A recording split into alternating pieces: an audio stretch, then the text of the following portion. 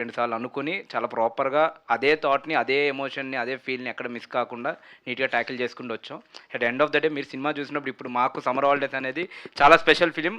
కానీ cinema release అయిన తర్వాత మీ అందరికీ కూడా చాలా స్పెషల్ ఫిలింగా మిగిలిపోతుంది. అంటే స్పెషల్ ఒక చాలా మంచి సినిమా చూసాంరా అసలా ఏమ ఇన్ని రోజులకి ప్రశాంతంగా ఇంటిల్లిపాది కూర్చొని ఎంత వార్మ్ ఫీలింగ్‌తో ఒక సినిమా చూసాం. నవ్వుకున్నాం, కాసేపు ఎమోషన్ ఫీల్ అయ్యాం, కాసేపు ఆ డ్రామా చూసాం. ఇవన్నీ చూసుకునే ఎళ్తారు. సో, ఎక్కడ గూడా అది ఎక్కడ ఏమంటారు డైల్యూట్ అయ్యి అయితే మీకెక్కడ కనిపియదు సినిమా డెఫినెట్‌గా. సంజిత్. సో అంటే అన్న ఈ మెయిన్ థీమ్ అనేది యాక్చువల్ నాస్టాల్జియా కైండ్ ఆఫ్ ఇది కదా. సో మనం ఇప్పుడు ఈ మధ్యకాలంలో నాస్టాల్జియా ఫీల్డ్లో చాలా వెబ్ సిరీస్లు చూసాం, చాలా సినిమాలు చూసాం. సో మ్యూజిక్ డైరెక్టర్గా మీ మీద ఎక్కువ బాధ్యత ఉంది, ఒక ఫ్రెష్నెస్ తీసుకురావాల్సిన బాధ్యత. అంటే శ్రీకర్ ఎంత కొత్తగా దాన్ని చెప్పినా సరే దాన్ని ఎలివేట్ చేయాల్సిన బాధ్యత మీదే. సో మ్యూజిక్ పరంగా లేదంటే ఆ ట్యూన్స్ పరంగా what is the care you're taking? కేరే అంటే స్క్రిప్ట్ నరేషన్ అవ్వగానే నేను స్క్రిప్ట్ చదివానన్న హార్ట్ నుంచి ఏమొచ్చిందో అదే చేస్తున్నాను. అంటే డెస్పరేట్గా ఉండట్లేదు, అటు ఇటు ప్రకారం మరీ అండర్ ప్లే కూడా చేయట్లేదు.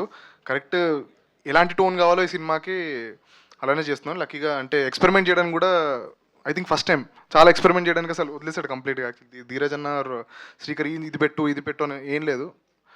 Got very lucky. యా, అందుకే మిగిలిన రెండు పాటలు ఇవ్వలేదు ఇంకా. ఒకటే ఒకటే ధీరజ్ గారు, సార్ పేమెంట్ ఏంటి సార్? నేను పేమెంట్ లేకుండా ట్యూన్లు ఇచ్చాను సార్, అడ్వాన్స్ పడకుండా ట్యూన్లు ఇస్తాను సార్. నేను మార్తాన్ని అడగండి, ఎవరినైనా అడగండి, ఈటీవీ వాళ్ళని కూడా అడగండి. ఫస్ట్ సింక్ అవుతేనే నేను చేస్తాను సార్. ఫస్ట్ చెప్పు. ధీరజ్ గారు, బ్రో అప్పుడంటే ఓకే, డెబ్యూటెంట్ కాబట్టి ఓకే, ఇప్పుడు పర్లేదు, ఇప్పుడు పేమెంట్ వచ్చాకే ధీరజ్ గారు. సో ఈ మధ్య కాలంలో చిన్న సినిమాలు కనీసం